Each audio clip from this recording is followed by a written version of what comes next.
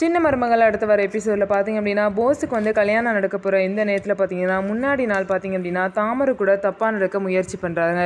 இந்த விஷயம் வந்து பார்த்திங்க அப்படின்னா தாமரை வேணும்னே போஸை எப்படியாவது நடக்க போகிற கல்யாணத்தை நிறுத்திடணும், அதுவும் இல்லாமல் அந்த பணம் வந்து கிடைக்க விடக்கூடாது, இப்படியெல்லாம் பிளான் பண்ணி பார்த்திங்க அப்படின்னா தாமரையை வந்து முன்னாடியே வந்து போஸை கூப்பிட்றதுக்கு முன்னாடி காவியாவுக்கு ஃபோன் பண்ணி வர வச்சுடுறாங்க.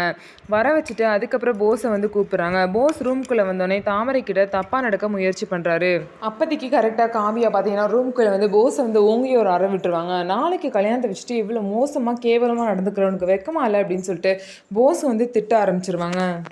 ஸோ காவியா வந்து என்ன பண்ண போகிறாங்க, போஸை மன்னிச்சு விட போகிறாங்களா இல்லை கல்யாணத்தை இப்போயே நிறுத்த போகிறாங்களா அப்படின்னு சொல்லிட்டு வெயிட் பண்ணி பார்க்கலாம். அப்படியே காவியா வந்து போஸை மன்னிச்சு விட்டாலும் கூட இந்த சேதுபதி கிட்ட கண்டிப்பாக போஸ் வந்து மாட்டிப்பார்.